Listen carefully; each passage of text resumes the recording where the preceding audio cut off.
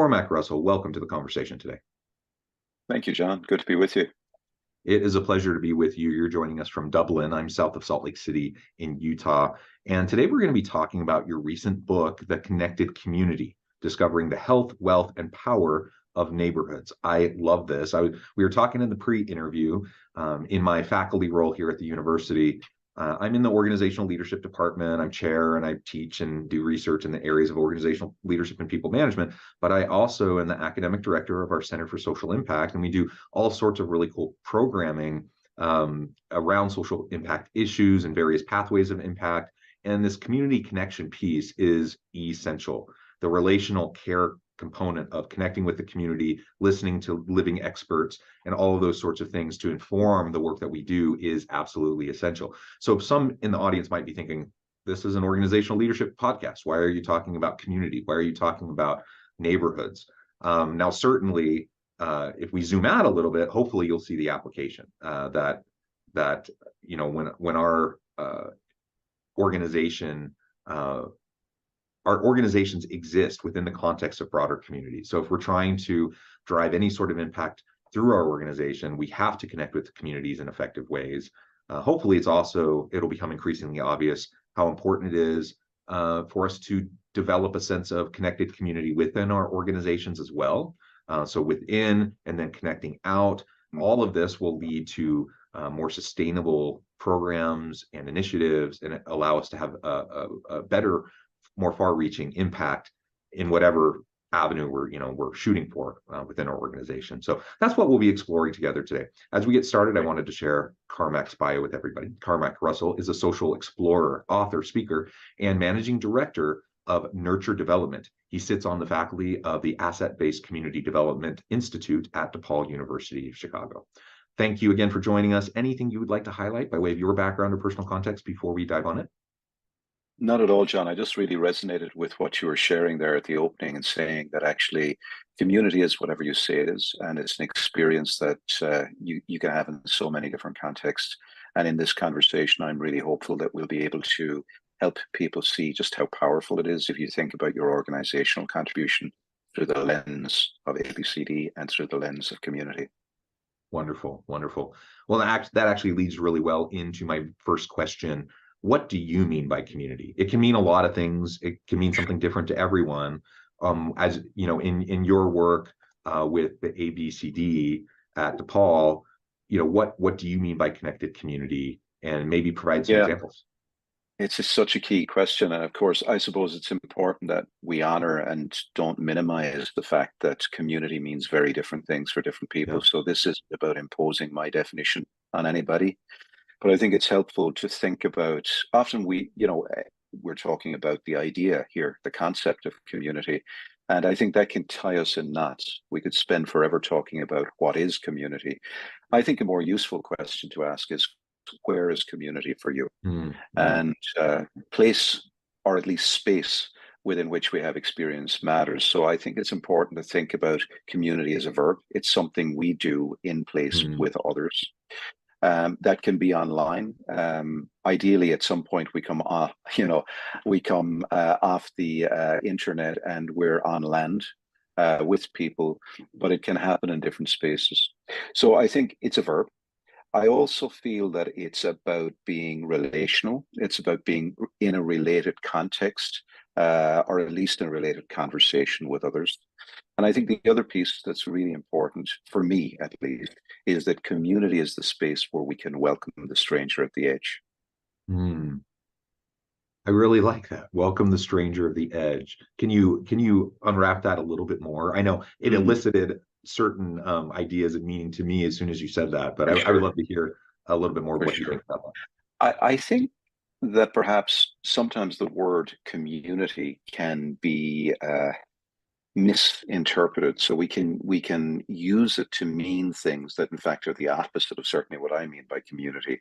So we can use it to describe how people sometimes close in and just organize around, folks that are like them, and to exclude those that are in their mind not like them. So it's very much a process of othering. And certainly people who have experienced being pushed to the edge and have been actively or continue to be actively marginalized, oppressed, suffer structural racism, would say that many of their experiences of community are people closing life, in on themselves and away from them. So I think it's really important to talk about community as permeable. So communities, by definition, have an invisible ring that say these folks are in and everybody else is out. I think the other way of thinking about community is that, yes, we can certainly invite small gatherings and small relatedness, but we can also actively say, there's an empty chair at the table and we welcome you in. And in fact, ideally, if you're dissenting, if you have a difference of opinion, if you think or act differently, we're particularly curious to welcome you. So I think that really matters. And that's what I mean by welcome the stranger at the edge. Yeah, I love it. And that's really the crux of what an inclusive community is all about, right? If you develop a community, whether it's a neighborhood or an organization, whatever the specific context you're talking about, if you create a welcoming community that's inclusive in that way, where there's a true sense of belonging, one of the nice things about community is there is a sharedness that happens within communities, and people know how to relate to each other, and there's shared meaning, all those sorts of things. But to your point, like if you close it in and you box it in too much and you make it too rigid, you're keeping all of the people who don't strictly, conform to a prescribed set of norms and values. You're really artificially limiting the scope and scale of that community. In the modern age, where we know that diversity is important, we know that it helps organizations function better, we know that communities are better served when they have diverse voices that feel safe to share. I think it just is a good reminder to us always that having a seat at the table and welcoming, like not just saying you can come, some people will say all are welcome, but most people who say all are welcome say all are welcome if you come and act, think, talk just like we do, right? But if we can actually say all are welcome, come as you are, there's a seat for you at the table, we would love to learn from you, that is a very different thing. And that sense of inclusion and belonging becomes really, really powerful, and it can strengthen the communities in which those people are a part. Yeah, well said. And the other piece I'd add to that is that some folks will say you're welcome, but the trade-off is you must come and bring your deficits, or what we perceive to be your damage. And as long as you allow us to be one up on you, in other words, be a volunteer, be a helper, and you continue to be in the space of being helped, needy, deficient, then we're very happy to include you. And this is a way of keeping people at a distance. Whenever you see a community of folks where there's a clear distinction between those that are being helped and those that are doing the helping, and those that are doing the helping require nothing of those that are helped, that's not a community, that's a charity. And I think that's one of the things that needs some kind of reconciliation in an awful lot of our modern conversations, where we really move past the damage narrative and the deficit narrative, and we start recognizing that the welcome for the stranger at the edge is the recognition that they have gifts that we cannot do life without, that actually our lives are enriched by that diversity. It's not just an act of charity, or dare I say, an act of seeming pious, but it's an act of genuine recognition that we need each other, that we're interdependent rather than independent. Yeah, and you mentioned, you're part of the Asset-Based Community Development Institute, an asset-based perspective that's so different than the deficit perspective. And the deficit model, that's a framework that so many people function under. And I think people probably function under that mindset and framework, from a place of good intention, perhaps, but there are you could articulate for us all the problems with a deficit-based approach, and taking an asset-based approach is just so much healthier in so many ways. And you mentioned something about really it's bringing everyone in and inviting the stranger from the edge in, that leads to, and that can add to this idea of us developing the good life. Can you talk more about that? What does the good life mean to you?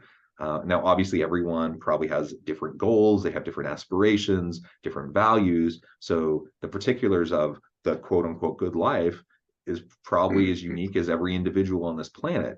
But what are some of those components that you feel are important in this conception of a good life?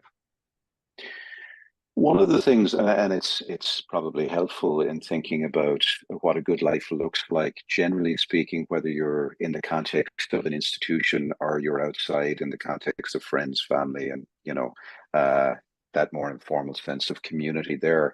I think one of the things that people feel when they experience a good life is that sense that they are in a lot of reciprocal relationships where Mm, they don't feel those relationships are managed. That's number one. mhm, So you might say, I often think that in life, wherever we're moving through, that there are three pretty identifiable spaces that we move within. One is managed space. I got to mhm, watch my P's and Q's. There's customs and practice here. I'll get punished if I do this. I'll get rewarded if I do that. Then there's private space. At its best, it can be solitude, nothing like, sitting in a corner at the end of the day, reading a nice book, having your own space. But at its worst, it can become the dark night of the soul, where we're mm, completely isolated. So that's the second. So from managed space to private or personal space. The third one, I think, is shared space. And I think the more we have a sense of shared space, appropriate personal space, mhm, and not too much managed space, the kind of the balance between these three, the more people I think would describe their subjective experience as having a good life. Shared space is an interesting one because I think shared space is less about contract, less about I do it because I'm paid, and more about moving through the world at the speed of trust. mm, So it feels very much, to use that gift economy idea, it feels like you're much more in flow and you're moving with relational welfare rather than I'm doing this because I'm salaried and I'm working with other salaried strangers. But there's more of a sense of collaboration, more of a sense of creation. And it's less about accountability and more about choosing to be accountable to something that is a shared purpose that's bigger than my self-interest. Doesn't mean self-interest is a bad thing, but we're working towards a greater purpose than my narcissistic intent or yours. Um, mhm, so so that's a broad brushstroke description of the good life. In practice, we often talk about this idea that if you're experiencing the good life, you feel yourself as an agent, not as a client of somebody yeah, else's agency. yeah, So you have this sense of I can create, I can make, I can influence, but I can also create the conditions within which other people can. So I know how to contribute to, and sometimes to sacrifice space to create the space for a collective creation, whether that's a project at work or, setting up a neighborhood watch in your neighborhood or whatever, whatever the endeavor might be. As some people describe that as volunteering, but I think it's something that's much more substantive than that. mhm, Um, mm. and so I think when people have those experiences, they might cumulatively say, "Hey, I'm living the good life." Hmm. I You think the other mentioned, thing I just oh, go add, ahead. if Go I ahead. could, is that the good life isn't just human centric. Yeah. The good life has some kind of an embodied sense of how I am within my surroundings and how I impact my surroundings and how my surroundings impact me. So there's that sense that, we are paying attention to our relationship at that level as well, not just human to human. Yeah, you said something a moment ago that really resonated with me, moving through the world at the speed of trust. Now, I don't know if you were quoting this. I'm trying to remember the name of the Reverend. Um, I think Stephen Covey. Stephen Covey's great. There's another contemporary pastor, a female pastor from back east. I'm trying to remember her name. I just can't. But she said something very similar a few years back. It just so resonated with me. But this idea of trust being so foundational to everything that we do in community building, everything, again, neighborhood community building, as well as organizational community building. You do not build community unless you have trust, unless you can develop that relational care amongst people within that community. Can you speak a little bit more to that idea of moving through the world at the speed of trust? I just love that idea. Yeah, I'm happy to, and I think it's important to think about scale in this sense that it's really interesting that past a certain scale, we have to take what would be the glue of trust, and we've got to replace it with something else like centralized bureaucracy or networks, where you have a centralized administrator or indeed an AI or a digital way of administering, because you're moving past the threshold where everybody feels that the only way this enterprise is going to work is if we all pitch in and contribute and we assume the best of each other. So we trust each other to essentially keep this enterprise together. So that idea that the trust is the glue, and past a certain scale, as I say, money becomes the glue. And some people say this to me. I do a lot of organizational development work as well, and very much would use the lens of community to hold up and say, hey, look at your organization through this and see what way you see the world. And a lot of people would say, hey, our organization, the glue of our organization is trust. So I think one of the ways to test that is stop paying staff. Stop paying staff for 2 weeks and see whether trust is sufficient. And I think you'll find it isn't. But we, in my neighborhood and in friendship groups where we organize a soccer game every Monday evening, that is the level and the scale at which I think you can manage to do all kinds of things. Now, interestingly, there is a sideshow or a behind the curtain show that goes on in every organization, even where money is exchanged. And that's where, in all kinds of senses, in goodwill and good faith, people are creating workarounds and they're doing things to watch out and care for each other. But they're not doing that because they're paid. And a great test of that is the work to rule. So, instead of going on full out strike, just working to your contract. And then you start realizing if people just worked to their contract, in other words, they did what they're paid to do, it would be a disaster. And so you begin to see that trust actually is what makes the world go around and keeps the world, in a sense, in some way, coherent and intact. And obviously, when that breaks down, it really is massively consequential, and no amount of money is going to fix that. That's one of the things that's really interesting, I think, about the organizational piece, is that so often we try to fix the trust deficit with technical fixes, when in fact it may be, we see this constantly in organizations, but in communities too, where the different parts of the organization have become factionalized into silos. See this with local governments in particular, where one part of the local government really just can't stand the other function down the hall. Right. And sometimes the best way to heal that is actually to do something that is convivial, that's congenial, that's not about, getting Accenture or KPMG or whatever to come in and facilitate a team building day, but is like, let's go and, do something together. So I think that piece around building trust is really key. But there's a more serious dimension to the building of trust as well. And I think that's also giving people permission to say no, to know that they're in a culture where they can dissent. And I think that really is the kind of the final threshold question. I can get along here, I can have fun. But if I need to, and if I have to say no, will my no be received and will it be heard? If the answer is no, then ultimately you're not passing the sniff test when it comes to trust. Yeah, you're describing a situation where there's no psychological safety. So people have to feel safe to be able to dissent. Well said. And you also articulated very well, like there's interpersonal trust, there's also institutional trust. There's the mechanisms of institutions through policies, practices, and procedures that can either really further develop, that institutional trust or erode it. and the interplay between those interpersonal and institutional trust factors, it can be complicated, and it's very, very important to consider.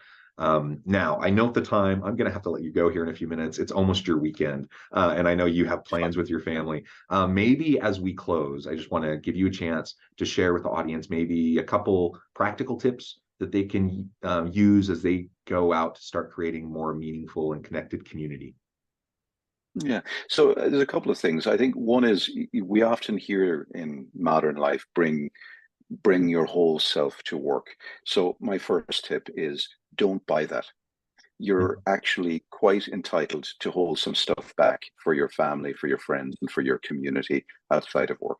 And that's important if you ever get sick, or if you ever retire, or if you have a life outside of work. You actually, you need to fill your own cup in order to fill the cup of others.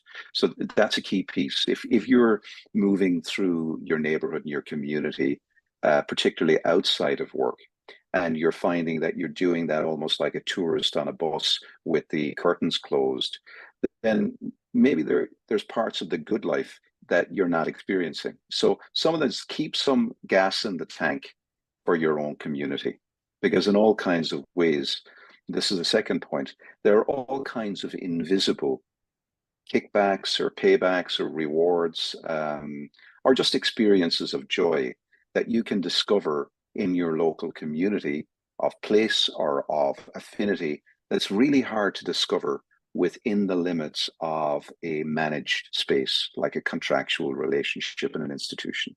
It's possible, I've said that already, but it's not always the same.